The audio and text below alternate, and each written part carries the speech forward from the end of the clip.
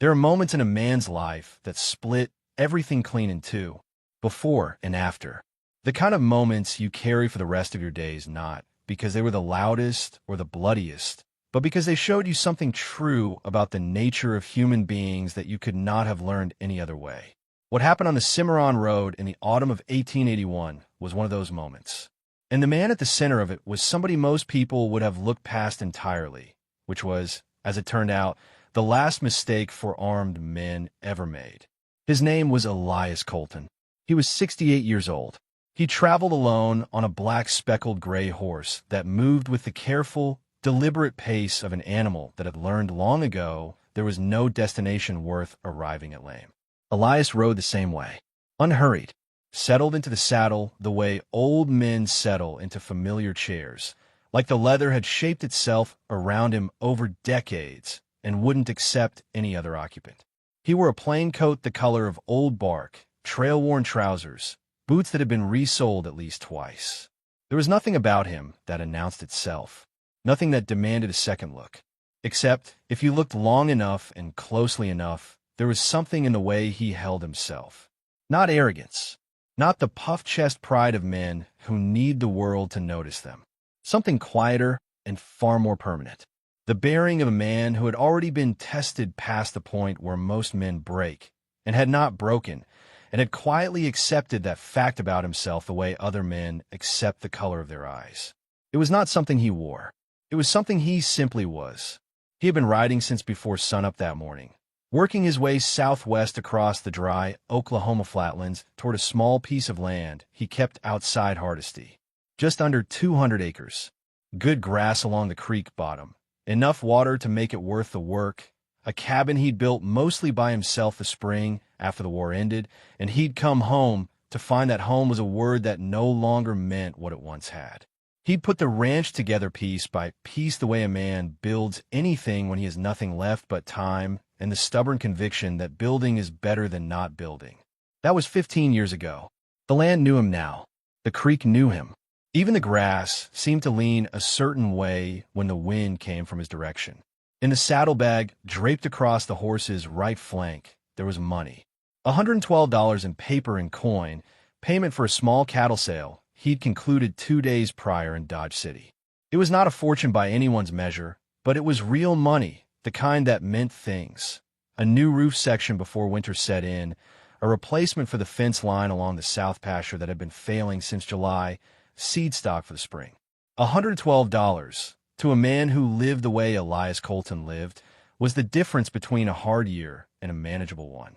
He was thinking about the fence line, actually, when he first saw the riders. They came from the east, moving in an angle across the flat scrubland, 4 of them cutting a line that had nothing to do with any trail or destination visible to the eye. Elias noticed this the way a man who has spent enough time in dangerous country notices things, not with alarm, not immediately, but with a particular quality of attention that sharpened everything else slightly and waited. The riders were still a quarter-mile off. They were not in a hurry, which was itself a kind of information. Men in genuine hurry ride like they're chasing something or fleeing it. These 4 rode like men moving to a position, like men who had already decided where they wanted to be and were simply arranging themselves accordingly. Elias did not change his pace. His hand stayed loose on the reins. His face stayed the way it always was, which was to say, unremarkable. He watched the riders close the distance from his periphery, and he calculated quietly in the part of his mind that never quite stopped calculating, the part that had been trained to that purpose in the worst years of his life and had simply never been retrained out of it. By the time the 4 men swung their horses across the road ahead of him, he had already understood most of what was happening. The leader was a man named Deke Sutton, though Elias did not know this yet and would not learn it until later. He was perhaps 35, broad across the shoulders, with a jaw that had the square, overworked look of a man who spent a great deal of energy being hard. He wore a good hat and a coat that had been expensive once, and the gun on his hip sat in a holster that had been worked and oiled with some care. A professional, or someone who wanted to be mistaken for one. The 3 men behind him were younger, rougher looking, the kind of men who exist in every era of every country as the necessary machinery, of other people's cruelty. They carried themselves with that particular loose confidence of men who had done this before and had never once faced real consequences. Sutton looked Elias over from the saddle with the quick, practiced assessment of a man taking inventory. He saw the age. He saw the plain coat and the trail-worn boots. He saw the way the saddlebag hung and made certain calculations about its weight. He saw a man alone on a quiet road with no one within miles to hear anything that was about to happen. What Sutton did not see, because it was not something that could be seen, was the thing underneath all of that. The thing that had been forged in places Sutton had never been and could not have imagined, even if someone had tried to describe them to him. Sutton pulled his horse sideways across the road and let the gesture speak for itself. He didn't need to say much yet. The four of them, arranged in a loose crescent across the trail, said everything that needed saying in that first moment. Elias brought the gray to a stop. He did it without any visible distress. He sat in the saddle the way he always sat, the reins held easy, his hands in plain sight, his eyes moving across all four men with that unhurried, measuring patience that had already begun to bother Sutton in a way Sutton couldn't quite name. The October sun was still low enough to be white rather than yellow, the kind of morning light that makes everything look overexposed and slightly unreal. The flatlands around them stretched away in every direction without offering so much as a tree for shelter or a rock for cover. Just the road and the grass and the enormous indifferent sky and 5 men with horses, all of them waiting for the same moment from different directions. Sutton said his piece. He kept it short and matter-of-fact, the way men speak when they've said the same thing enough times that it no longer requires ornamentation. The saddlebag, everything in it. Now, what happened next was something that none of the 4 men were expecting, because in their collective experience, men in Elias Colton's position did one of 2 things. They either complied immediately, handing over whatever they had with shaking hands and downcast eyes, or they tried to argue, their voices climbing toward a desperation that only made the whole transaction more unpleasant for everyone. What they had never encountered, not one of them, was a man who received their demand with an expression of such settled, thoughtful calm that it momentarily made the whole scene feel absurd, as though they were the ones who had made some kind of error.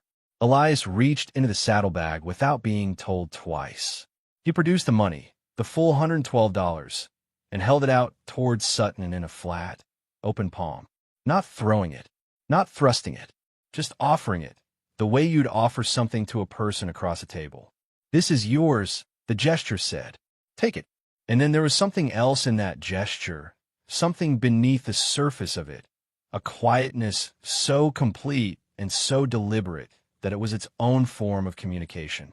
Something that said, "This is what I am choosing to give you. The choosing is mine." Sutton reached down from the saddle and took the money. He thumbed through it quickly, satisfied himself it was all there, and tucked it into his own coat. And then one of the younger men, the one closest to Elias on the left, noticed something. At the open collar of Elias Colton's coat, where the top button had long since been lost and never replaced, there was a leather cord. Old leather, dark with age and handling. The kind of cord that had been worn so long against a man's skin that it had taken on something of his warmth. And from it hung a small cloth fold, roughly the size of a deck of playing cards, tied shut with a simple knot. It looked like nothing. It looked like the kind of personal trinket an old man might carry, a locket perhaps, or a keepsake of some sentimental variety. The young man reached across and pulled it free from Elias's collar before anyone, including Elias, had time to react. Now here is where you need to stop and understand something. Because what happened in the next few seconds will not make sense if you don't first understand what was inside that fold. And you will not understand what was inside it unless you understand where Elias Colton had been between the ages of 19 and 23. Unless you understand the particular nature of the war that this country tore itself apart with in the 1860s and what it did to the young men who survived it. Elias had enlisted in the spring of 1862 out of a small farming county in western Missouri. He was 19 years old, and he was not unusual in any visible way. Not particularly large, not particularly fast, Not the kind of young man anyone would have pointed to and said, "There is someone worth watching."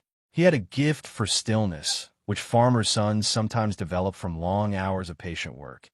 And he had a quality of attention, a way of seeing and cataloging what he saw that would only reveal its full value in environments where inattention got men killed. He survived things that most men did not survive. He was at Wilson's Creek in the summer of '62, and at Pea Ridge, and at the Siege of Vicksburg, where he spent 47 days in trenches under conditions that reduced men to something barely recognizable as human, and where he watched a friend who had enlisted beside him from the same county die of dysentery 3 days before the Confederate garrison finally surrendered. He fought in Arkansas and in Mississippi and in the hellish tangle of the Atlanta campaign in the summer of '64, where the fighting in the Georgia heat was so sustained and so brutal that veterans of the Eastern Theater said they had never seen anything like it. He was not a famous soldier. He was not a legendary one.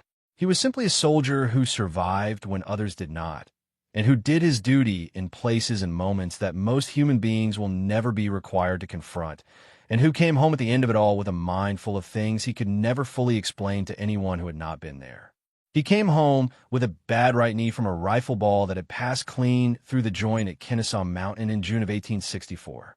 He came home with a scar along the left side of his jaw from a bayonet encounter outside Atlanta that he had won, though only just.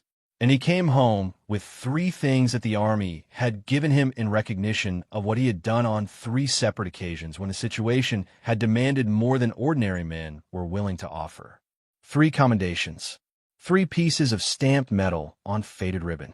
The lowest of them was the Army Commendation Medal, awarded for an action at Vicksburg where he had dragged 2 wounded men back from exposed ground under active fire. The second was the Medal for Valor, a lesser-known decoration that had been issued by the Army of the Tennessee for sustained courage during the Atlanta campaign. The third was the Congressional Medal of Honor, awarded personally. For an action at Kennesaw Mountain on the same afternoon, he took the rifle ball through his knee when he had held a collapsing section of the Union line alone for 11 minutes. 11 minutes, which sounds like nothing until you understand the mathematics of what was coming at him, while the men behind him fell back and reformed.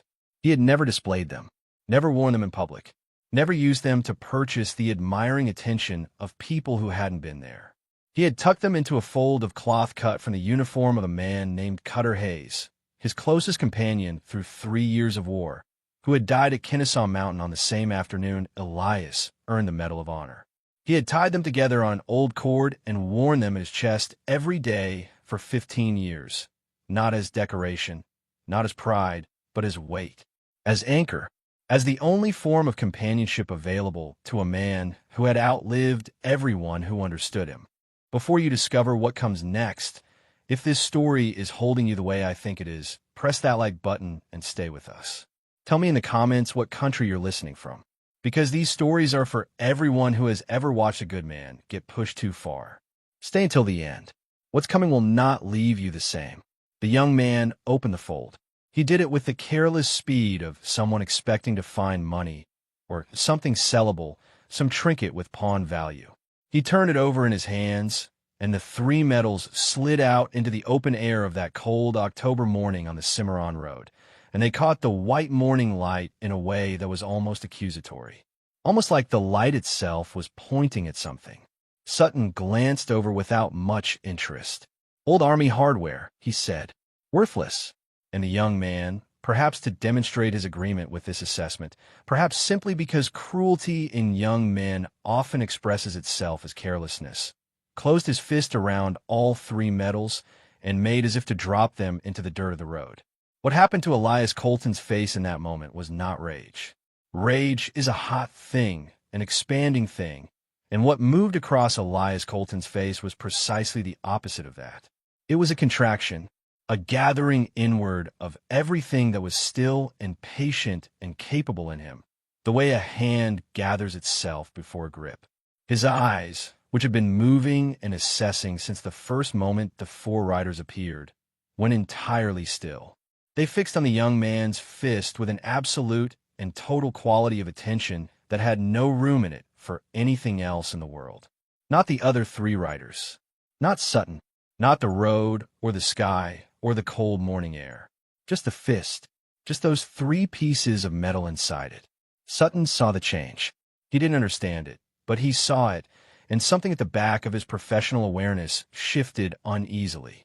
He had robbed enough men to know the various colors of desperation, the particular body language of fear in its different stages. This was none of those things. He had no name for what it was. The gray horse felt it too.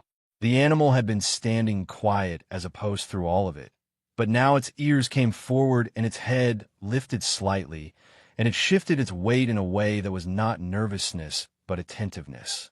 The horse had been with Elias Colton for 9 years.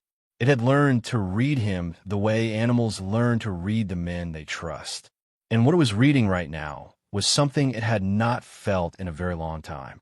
Elias came off the horse on the left side, the way cavalrymen do it, smooth and fast and committed, and by the time his boots hit the road, the motion had already converted into something else, a forward step toward the young man's horse that closed half the distance between them before anyone on either side had processed that he was moving at all.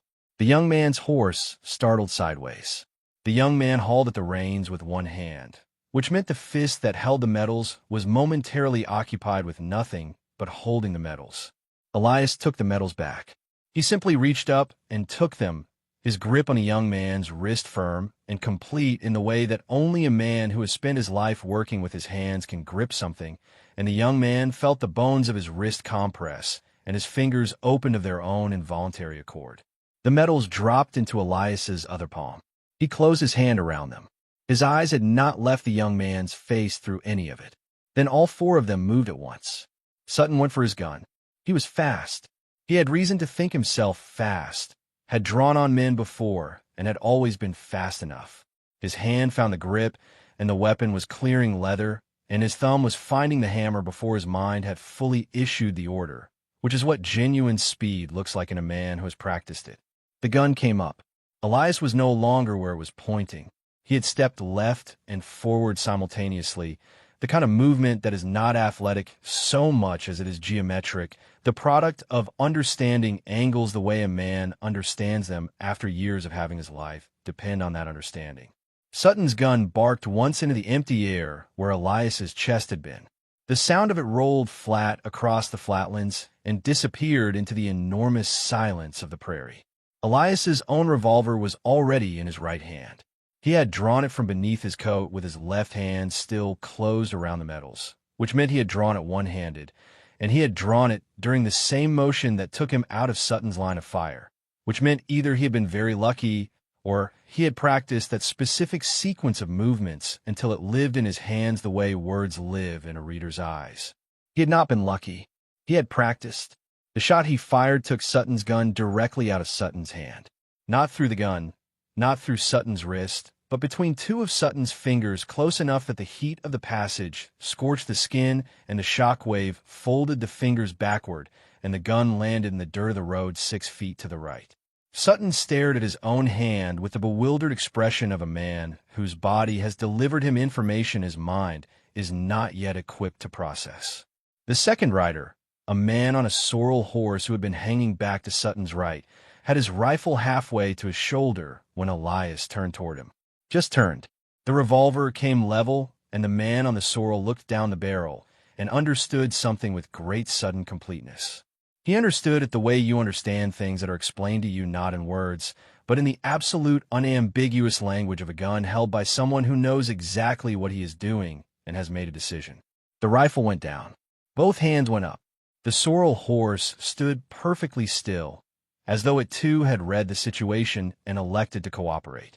The third man was already turning his horse and riding north across the flatlands at a dead gallop, the thundering of hooves fading fast into the open distance. And that was fine because Elias let him go without adjusting his aim by so much as a degree. A man showing you his back is a man making a choice you can respect. The fourth, the youngest of them, maybe 22, sat his horse with both hands raised as high as his arms would reach, his face the color of old paper, his eyes fixed on the old man in the plain bark-colored coat as though seeing him for the first time, which in every way that mattered he was. The whole of it had taken perhaps 40 seconds. Elias stood in the road with his revolver still raised and the 3 medals in his left fist, and the October wind moving across the flatlands in that low, indifferent way that prairie wind moves, and he breathed in through his nose and out through his mouth, the way a man breathes who is managing a great deal of feeling very carefully and quietly. His right knee ached the way it always ached in the cold. His jaw scar had gone tight the way it did when his blood was up, but his hands were steady. They had always been steady when it mattered. He had never been able to fully explain to himself why that was. It was simply the way he was made, or the way he had been remade by the things that had happened to him. Sutton was on his knees in the road, cradling his right hand against his chest, his face cycling through a series of expressions that moved from shock to anger to something that was not quite fear, but was adjacent to it.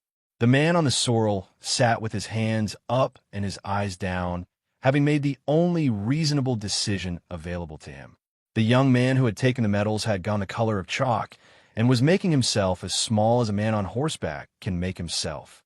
Elias looked at all 3 of them for a long moment. He looked at them with that quality of attention that had been cataloging things since before they had cut him off on the road, and what he saw in their faces now was something he had seen many times before in many different faces in very different places. The specific blankness that descends on men when they encounter something they have no framework to understand. When the world does not behave the way they have always been told it behaves. When an old man on a gray horse in a plain coat turns out to be something that their entire accumulated experience of the world has not prepared them for. He walked to where Sutton's gun lay in the road and picked it up. He walked to the sorrel horse and held out his hand, and the man on the sorrel, after a moment's hesitation, unholstered his own revolver and gave it over. Elias tucked both weapons into the back of his waistband, not because he needed them, but because leaving weapons in the road for men who might reconsider their decisions seemed like poor planning. Then he opened his left hand and looked at the 3 medals lying in his palm. He looked at them for a long time. The October light moved across the faded ribbon and the stamped medal, and you could see something happen in his face that was private enough that looking at it felt like trespassing. He was somewhere else for a moment. He was in a trench at Vicksburg, or in the Georgia heat, or in the chaos of Kennesaw Mountain. And the men around him in those places were men who were never coming back. Men whose names he still said quietly to himself, sometimes on the dark nights when the ranch was quiet and the memories were not. Cutter Hayes, who had died with his face to the enemy and his boots toward home. Billy Marsh from the same county as Elias, who had made it all the way to the Atlanta campaign before a Confederate sharpshooter found him on a Tuesday morning in July. Captain Roddle, who had believed in what they were fighting for with a completeness that Elias had envied and still did. He retied the cord around the fold with the same knot that had held it for 15 years. He put it back against his chest where it belonged. He remounted the gray horse without any comment on what had just happened. He rode around the 3 men on the road the way you ride around a rock or a fallen branch, without particular drama, adjusting his path only to the extent that the obstacle required adjustment. He retrieved his $112 from Sutton's coat pocket on the way past, an action that Sutton did not resist because there was nothing left in Sutton to resist anything with. Then the gray horse stepped back onto the road and pointed its nose southwest, toward Hardisty, toward the ranch, toward the failing south fence and the cabin that needed a new roof section before the winter set in. He had not looked back. The 3 men on the Cimarron Road watched him go. They watched him until the gray horse and its rider had shrunk to a small dark shape against the wide pale sky, and then to nothing at all. The sorrel horse shifted its weight and blew through its nose. The wind moved the dry grass alongside the road. Somewhere out on the flatlands, a crow called once and went silent. Sutton sat in the dirt and looked at his hand and said nothing for a very long time. The deputy who came out from Hardisty the following day, summoned by the man on the sorrel who had ridden straight into town and surrendered himself with the traumatized relief of someone handing over a burden they no longer wished to carry, found Sutton and the young man still on the road. They had not gone anywhere. They had not retrieved Sutton's gun, which was back in Elias Colton's possession. They had not made any plan or formed any resolve. They had simply sat with the knowledge of what had happened to them, which was, in its way, the most complete kind of defeat available to men like them. The deputy took their statements and sent a rider out to the Colton ranch to collect the confiscated weapons. And that was when he met Elias for the first time. He found the old man mending fence along the south pasture in the afternoon light, working with methodical, unhurried attention, tamping post after post into the hard October ground with the patience of someone for whom patience is not a virtue so much as a simple fact of character. The gray horse stood nearby in the pasture, unattended, cropping grass, knowing without instruction that it was not going anywhere. Elias handed over the weapons without needing to be asked. He answered the deputy's questions plainly and without elaboration. He signed a statement. And when the deputy, who was young enough to still be visibly awed by things, asked him how he had done it. For men, he said, for armed men, and you just... Elias looked at him with the faint, patient expression of a man who has been asked a question that doesn't quite have a clean answer. He said that when a man has seen what he had seen and lost what he had lost, for riders on a flat road in the clear light of morning is not a great challenge to the composure. He said that the hardest battles he had ever fought were the ones where losing was not an option, and that the Cimarron Road had simply been one more of those. He said this without drama, without the particular self-conscious weight that lesser men bring to the retelling of their own stories. He said it the way you say something that is simply and plainly true. Then he went back to the fence. The deputy rode back to town with the weapons and the signed statement, and he told the story in the Hardesty Saloon that evening to anyone who would listen, which was everyone. He told it as well as he could, which was not as well as it deserved, because there are things about a man like Elias Colton that don't fully survive the translation into words. The quality of his stillness, the particular way he held that fold of leather and looked at what was inside it. The 40 seconds on the road that could not have been 40 seconds, that felt, to the men who lived through them, like something much longer and much more permanent. But some version of the truth survived. Some essential shape of it made it through intact. The story spread the way stories spread in small frontier towns, from the saloon to the general store to the barber shop and outward, accumulating small distortions and embellishments along the way all real things accumulate legend if they survive long enough.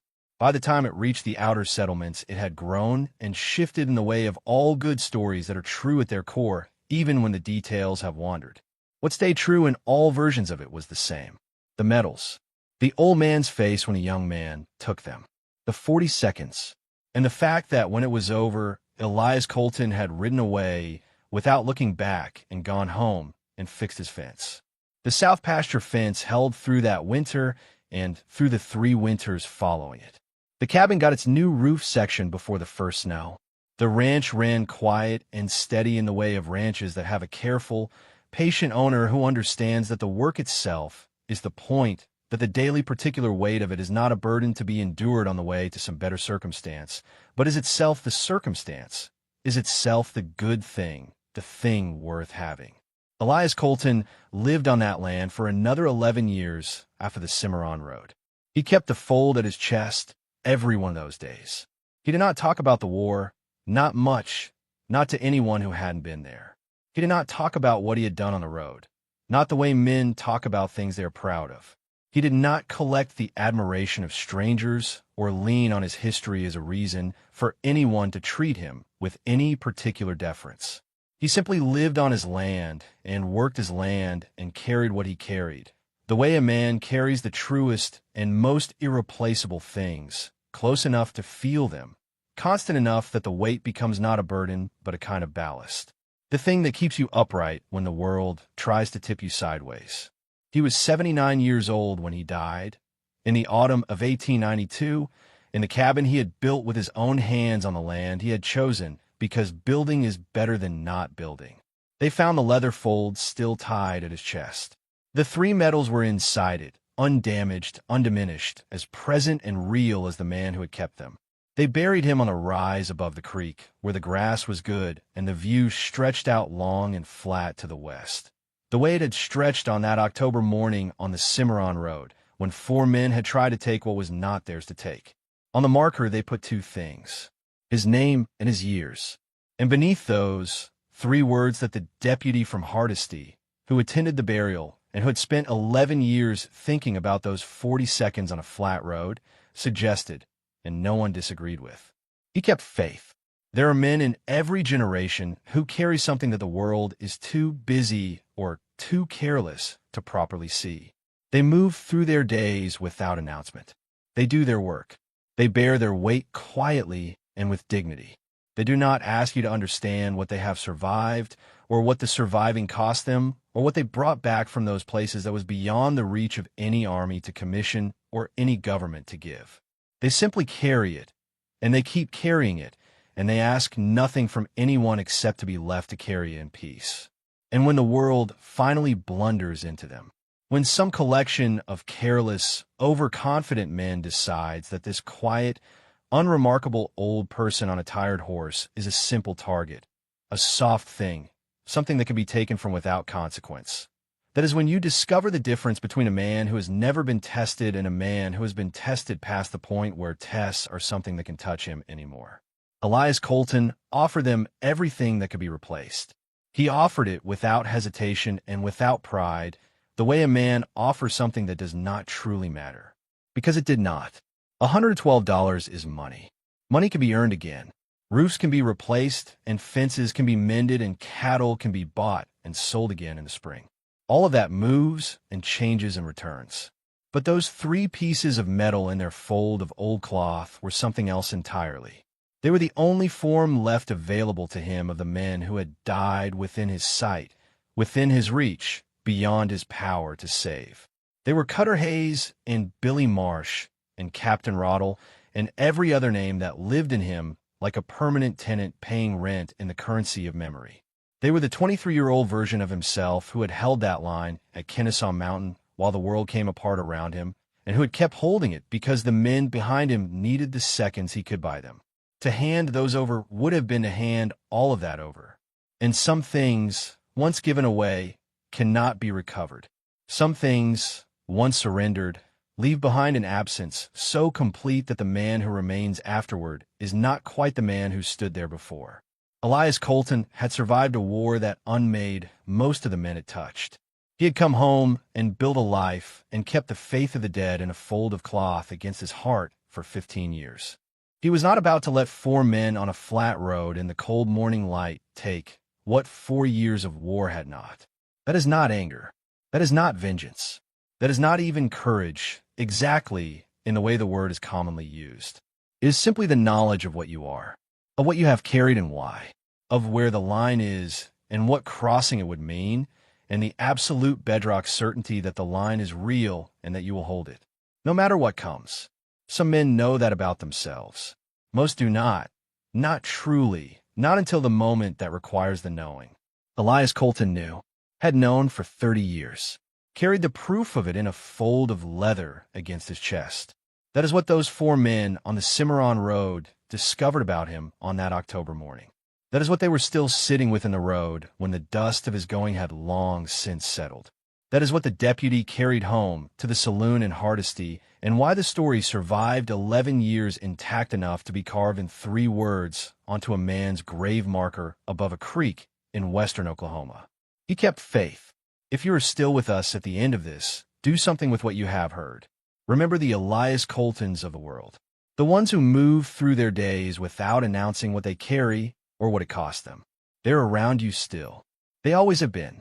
And the next time you see an old man moving slowly and quietly through the world, ask yourself what you might be looking at before you decide you're looking at nothing. Because sometimes the quietest man in the room is carrying something that would break the loudest one in half. Until the next story, friends, keep your eyes open and your respect ready. You never know who you are standing next to.